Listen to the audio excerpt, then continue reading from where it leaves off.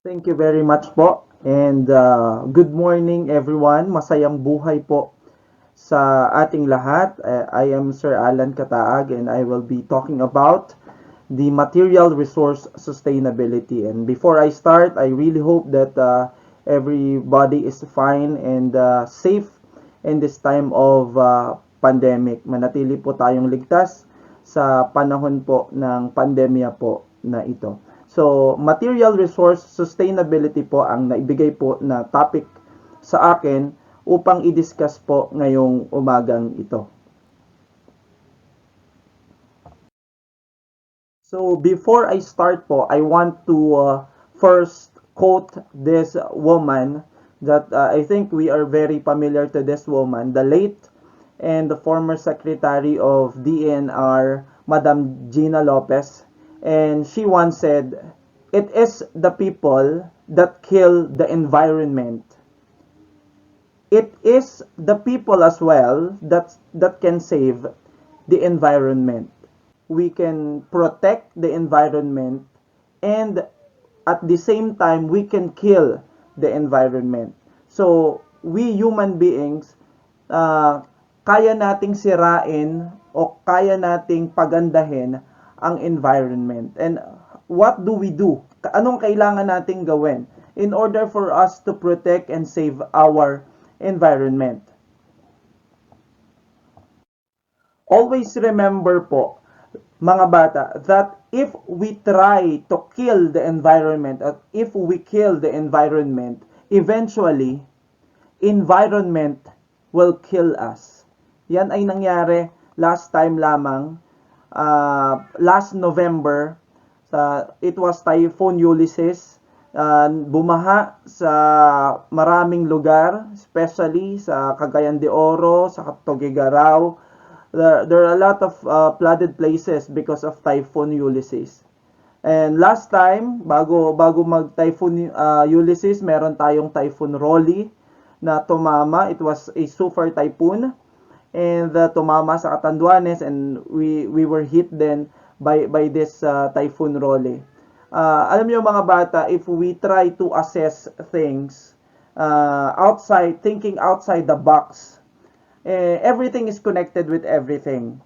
And if, sabi ko nga kanina, if we try to kill the environment, well, the environment will kill us someday. If we don't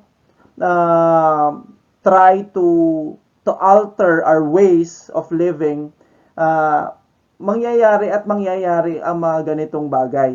Mangyayari ang mga pagbaha, mangyayari ang landslide, at eventually people will be dead because of this natural disasters. Kaya mga bata, if we try to look at our theme for this year, it is all about sustainability. And I want to point out on this talk about how sustainability can affect a sustainable future. So let me define what sustainability means. Sustainability is defined as the meeting the needs of the present generations without compromising the ability of future generations to meet their needs. It's somewhat like producing our needs, but without compromising the needs of the future generation. So, kung ano man yung kinukonsume nating resources today, hindi dapat nako-compromise yung availability ng resources na pwedeng makonsume ng future generation. That is sustainability. At ito nga yung i-discuss natin today, which is the material sustainability, the water sustainability, and the energy sustainability. Halimbawa, naglalakad ka sa gubat, and then naisip mo gusto mong maggawa ng bahay, and you have realized that if you cut trees, you can create space. Okay? So, paggawa mo ng bahay, yung space na ginawa mo dahil nagputol ka ng puno, yung puno pwede mong gawing bahay. And then itong bahay na to, eventually pwede mo siyang ibenta, then you can have money coming from it. Okay? So that is an example of resources.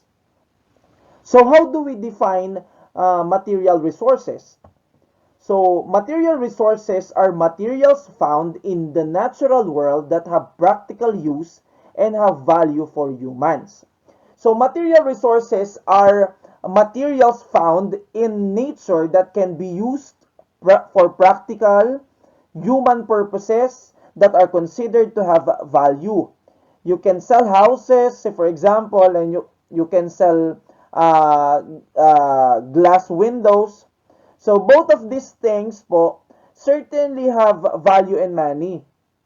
But as long as human think, mga bata, that an item has some value, ang tawag natin dyan, material resource pa rin.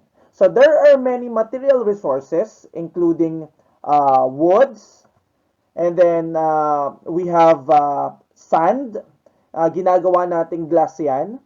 And then we have steels or metals.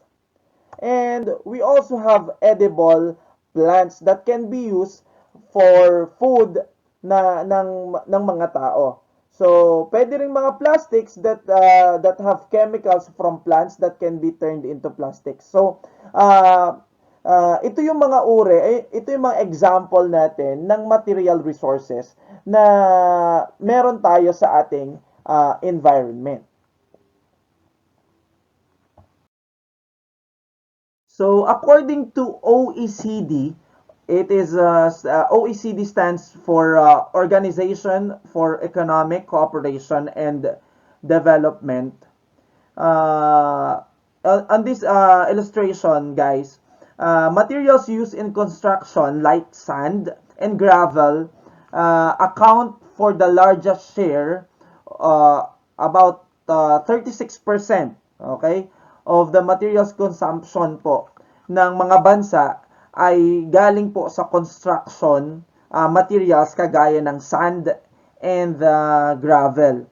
And after that, 26% of the consumption is for oil, coal, and natural gas. Ano po? And then the third one is the 20% accounts for the biomass for food and for feeding. And then 11% of the consumption is for metals and the metal ores. 3% po ang wood. And the last would be the industrial minerals, would account for 2% of the consumption of OECD. So unfortunately mga bata, our planet po has the capacity to balance things out. Kaya lang we have to remember mga bata that once yung consumption natin ay tumataas ng tumataas, especially this time na mas marami ang populasyon, mas tumataas din yung chance na masira yung environment. Though, as I have said, environment has the capacity to heal itself.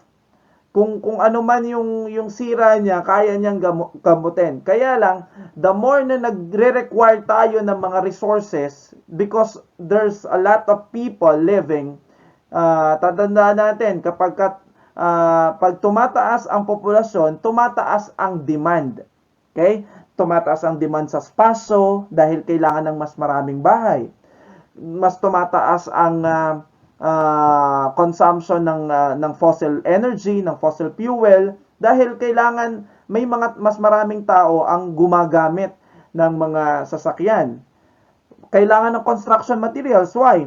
Because kailangan mo magpatayo ng subdivisions, kailangan mo magpatayo ng mga bahay kasi mas marami ang taong titira. And kung kailangan mo mas maraming taong titira, kailangan mo rin ng mas maraming pagkain. So, kailangan nating, we have to realize, mga bata, that as long as may population at marami ang demand, hindi natin maiiwasan na masira ang ating environment dahil there is a need, okay, to support this kind of generation. Ngayon, ang tanong natin, kagaya ng definition natin ng sustainability kanina, yun bang Yun bang resources ngayon ay na yung paggamit ba natin ng resources ngayon ay hindi mako-compromise yung resources na nakalaan para sa future at para sa future generation. So yun ang tanong. Kaya ba nating i-sustain ang resources na ito? So the question of how and what can we do? Ano ba ang magagawa natin in order for these resources to be sustainable not only for our needs today on this present generation but for future generation as well. So, ano ba ang dapat nating gawin in order for us to have a sustainable future upang itong mga resources na ito ay hindi nauubos sa generation natin at dapat itong resources na ito ay meron pa o mai-enjoy pa ng future generations. So, the OECD has given us tips para magkaroon pa rin tayo ng sustainable future, sustainable resources para sa future generation. And as I have said kanina, having a sustainable environment is not just individual's effort. It should be a collective effort. Kailangan collaborative yung effort natin ng bawat isa. At yung yung effort na ito, yung objective na ito ay hindi lamang mamimit sa pamamagitan ng isang tao lang, isang organisasyon, isang bansa, kundi it should be all of us. So, according to OECD, there are three components na dapat mag-work together. Tatlong bodies na kailangan mag-work together in order for us to produce, as far as our country is concerned, to produce a sustainable resources para sa future generation. Number one is the government. So, our government should work as a body na nagbibigay ng batas at nagmamandate ng instructions and laws sa bawat Pinoy. Aside from that, it should be a collaborative effort of the private organizations. Kailangan natin ng fund para sa mga proyekto para pangkalikasan. And of course, the last one would be, mga bata, the last component will always be you and me. Tayo ang last component and the most essential and most important component of this collaborative activity. So let us discuss each component of how to achieve the sustainable resources for our future generation as set upon by OECD. So the first one, as I have said, would be the government. The government shall pass laws to protect the environment. So kailangan ng government to produce or to pass laws na makakapag-protect sa environment natin. And this laws is called environmental law. Okay? So, what are environmental laws? Ano ang purpose ng environmental laws? And the primary purpose, mga bata, ng environmental laws is to reduce and minimize the impact of human activity both on the natural environment for its own sake and on humanity itself. So sa Philippines, mga bata, we have several environmental laws na nakapasa na at nagte-take effect na sa bansa natin today. So let me just give you three laws na meron tayo sa atin pong bansa today. The first one would be Republic Act 9003, or what we call the Ecological Solid Waste Management Act of 2000, which aims to adopt a systematic, comprehensive, and ecological solid waste management program that shall ensure the protection of public health and environment. So mga anak, dito galing yung yung proper segregation, collection, storage, and treatment ng solid waste natin gamit yung adaptation natin ng eco waste product. So kaya kung mapapansin natin, hindi na pinapayagan yung maglalagay ka ng basura na halo-halo. So yung mga basura natin ay kailangan segregated na rin. Now, the next one is Republic Act 9275.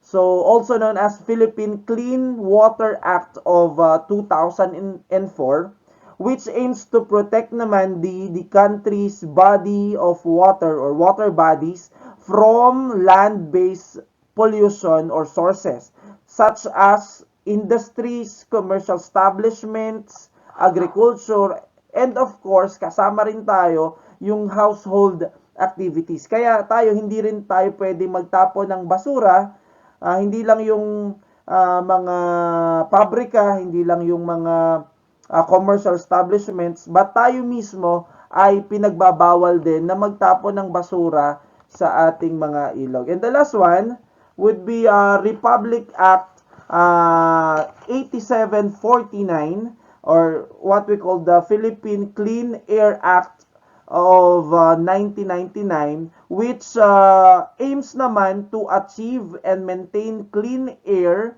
that meets the national air quality guideline values for criteria pollutants all throughout the Philippines, while minimizing the possible associated impacts to the economy. So, ito naman, itong pangatlo naman is the primary purpose of this is to have to maintain the clean air po sa ating bansa. While the second po will be all about po the clean water. So these are examples po of environmental laws and part siya ng trabaho ng gobyerno in order for us to achieve this what so-called sustainable environment for the future.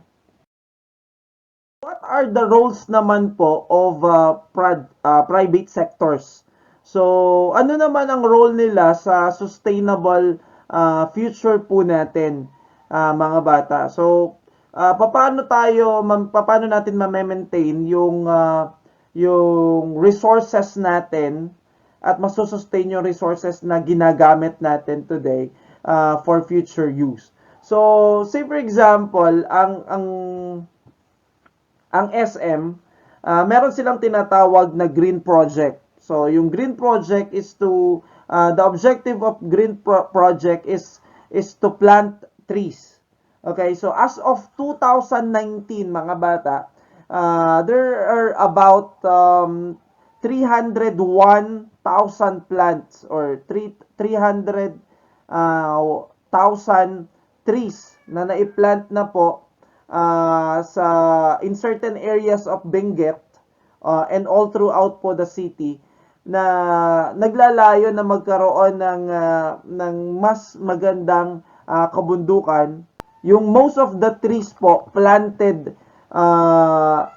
in Benguet, meron silang tinatawag na Bosol watershed.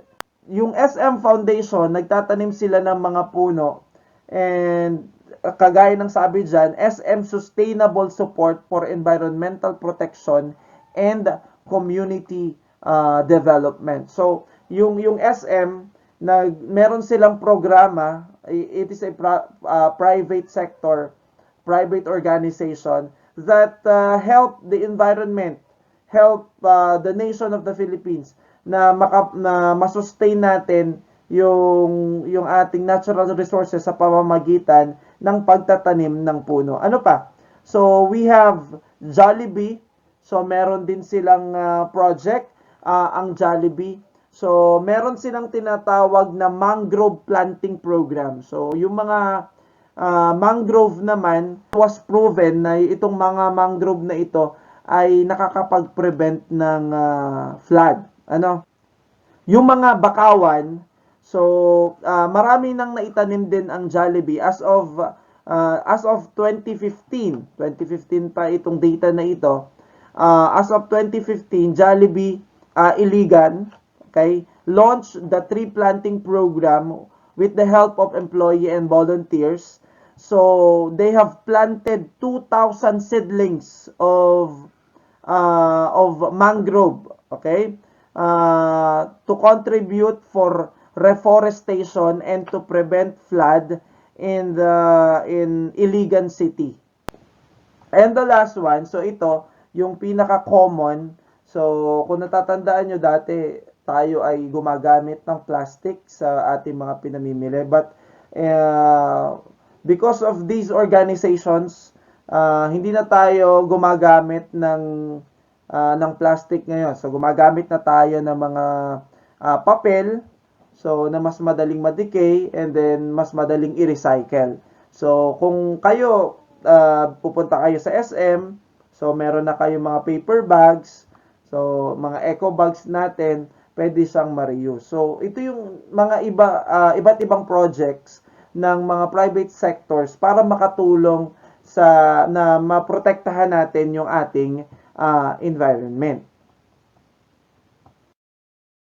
And the last one po, after government and private sectors, as I have said, the most important component po to build a sustainable environment is us. So, sustainability mga bata isn't always about resources. Sustainability sometimes means motivation. So, yung motivation natin should be sustainable din. Kasi minsan, mga bata, nagagalit lang tayo sa mga taong nagpuputol ng puno, sa mga taong nagtatapon ng basura, sa mga taong nagpupollute ng environment natin kapag may problema na. Kagaya ngayon, galit tayo kasi maraming lumubog sa baha.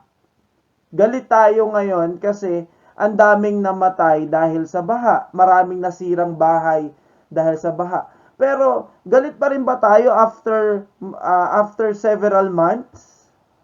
Yung bang motivation natin to protect the environment, ganun pa rin? Naintindihan niyo ako? So, yung bang yung motivation natin to protect the environment should be sustainable as well. Hindi lang sa resources ang kinakailangang i-sustain. Kailangan nating i-sustain yung pagmamahal natin sa environment. Kasi, every time na may mamamatay, saka lang tayo sumisigaw na kailangan protektahan ng environment. Tuwing lamang may binabaha, saka tayo sasabihin natin, masamang magputol ng puno. Pero pagka walang effect, pagka wala tayong nararanasang natural calamities, wala din tayong ginagawa. So mga bata, the last component of to achieve a sustainable environment is all about us. So let me once again give you 10 things that you need to do in order for us to promote sustainability. Number 1, recycle. Recycling of materials is one of the most important things in order for us to have a sustainability. So, recycling or buying products made with recycled materials has many far-reaching benefits. So, if we recycle, as I have said po kanina, kapag yung mga eco bag, pwede mong gamitin. Okay? So, kung ano yung pwede mong i-recycle, gamitin. So, recycling of materials, mga bata, decrease the need to produce raw material. So, pagka ikaw ay nagre-recycle, mas nakakatipid tayo ng resources. Kasi hindi kailangan mag-produce ng bagong materyales, magbigay ng bagong materyales kasi yung dating bagay or yung mga gamit mo ngayon you are constantly recycling it or you are reusing it para sa iyong mga ginagawa. So that is recycle. So always remember that this is very important po to achieve sustainability. Next one would be make uninformed choices, mga bata. Anong ibig sabihin ng make uninformed choices? Alam nyo, kapag ka pumunta ka say for example, when you go to your refrigerator, okay, at marami ka pang hindi nagagamit or hindi nakakaing food. So, kailangan mo muna siyang ubusin, okay? Kailangan mo muna siyang i-consume in order for you to prevent yung mga leftover food. Alam niyo po ba sa United States alone, 50% ng pagkain nila hindi nakakarating sa hapagkainan. Alam niyo kung bakit? Yung 50% ay nasisira na sa transportation pa lang, sa packaging pa lang. So there's a lot of food waste. Okay? So kailangan natin magkaroon ng choices na we have to choose to sustain. Now, the next one. Ito uso ngayon. Grow your own garden. Hindi lang halaman, kundi yung mga namumungang mga halaman. Kasi napakaraming benefits if you have your own garden po sa inyong mga bahay. So ano-ano mga benefits ng meron kang garden sa bahay? Unang-una, alam mong hindi mo nilagyan yung kakainin mo, hindi nilagyan ng fertilizer. Okay? Pangalawa, yung food waste mo na yung food waste ninyo na sinasabi ko dun yung sa second one, hindi mo sa itatapon kundi pwede mo siyang gawing fertilizer. Okay? And the third one, alam mo na yung kakainin mo ay fresh. Kasi galing sa garden mo. Okay? So, it's a way of having a sustainability if you have your own garden. Okay? Kasi unang-una, hindi kailangan mabulok ng mga pagkain bago makarating sa merkado, sa market. So, napakaganda ring way din to promote sustainability ang pagkakaroon po ng garden sa bahay. The third one, so you have to minimize your waste. Alam naman na natin, so yung ating mga basura, okay? So kung maaari, kung yung mga papel na pagprinta ng mali, pwede pa uling gamitin as your notes.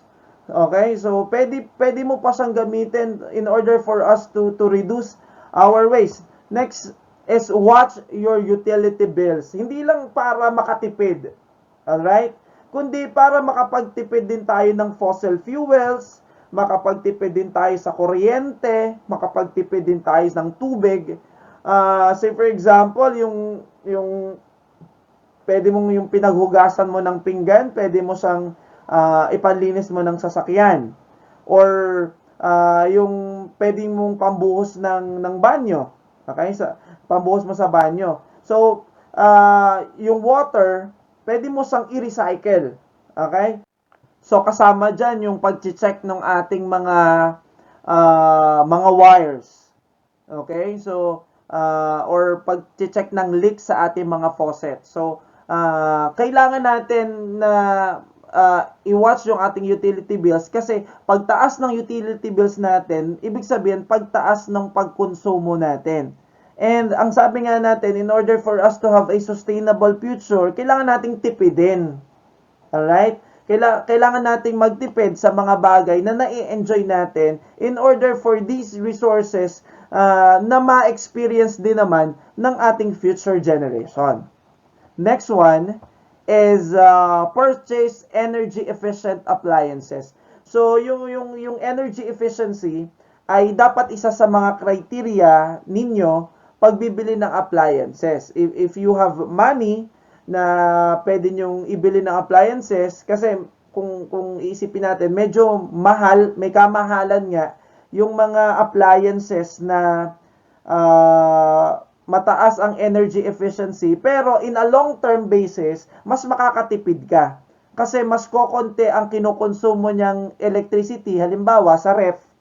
So, mas kokonti yung electricity na kinokonsume niya kapag ka mas mataas yung energy efficiency. So, medyo may kamahalan nga lang siya. Habang bumababa yung energy efficiency, bumababa din yung presyo. Mas mababa yung iyong bill na pag mas mataas yung energy efficiency ng inyong appliances. Next one is compost kitchen waste. Kasabi ko nga kanina, so yung mga tira-tirang pagkain, pwede nyong gamitin as kung wala kayong aso or mga alagang mga hayop, pwede nyong gawing fertilizer, organic fertilizer sa inyong garden sa number 3. Ano? Next, use bicycle. So kung malapit lang naman ang pupuntahan ninyo, siguro mas maganda kung magbisikleta na lang or maglakad na lang kaysa mag-tricycle. Kasi alam na natin 'yon kasi gawa ng pollution and so on and so forth. So mas maganda siguro mas unang-una anong benefit niyan, mas nakakapag-exercise ka kung maglalakad ka or magba-bicycle. Pangalawa, makakatipid ka. So lalo na ngayon, pandemic, na ang mahal-mahal ng pamasahe. So ako mula bahay papuntang school, 50 pesos na, minsan 60 pesos. 60 pesos. So mas maganda pero hindi ko naman kayang lakarin 'yon, ano? Hindi ko naman kayang lakarin simula sa may SM papuntang school. So kung malapit lang naman ang pupuntahan mga bata, you can ride a bicycle or pwede na kayong maglakad. Exercise din, ano, na matagal tayong natenga sa bahay na hindi gumagalaw o limited lang yung paggalaw natin. Siguro once na pwede na tayong lumabas, pwede na tayo siguro mag-exercise, maglakad pag malapit lang naman ang pupuntahan. Basic concept mga bata, we need to plant more trees. Ano? So, alam natin na kailangan natin magtanim. Malimit natin ang effect ng climate change. Okay? So, always remember, nagre-release ang trees ng oxygen na kailangan natin. At pag maraming tao, ang tendency kasi natin, sa pagdami ng tao, sa pagputol ng puno, sa pag-unti ng available na nagre-release ng oxygen. So baligtad, no? The more people, dapat mas maraming puno. Kasi ang dami ang taas ng need natin for oxygen, ano? And kaya dahil meron malalakas na yung typhoon natin ngayon because of global warming na din. Kasi effect po 'yan ng pagputol natin ng puno. We have to plant more trees. Kasi yung trees talaga makakapag-save po sa atin. Say for example, mga bata, a mature tree, say for example, ang 10 taong puno, 10-year-old tree, can actually absorb 1,500 liters to 2,000 liters of water a year. Ganun sa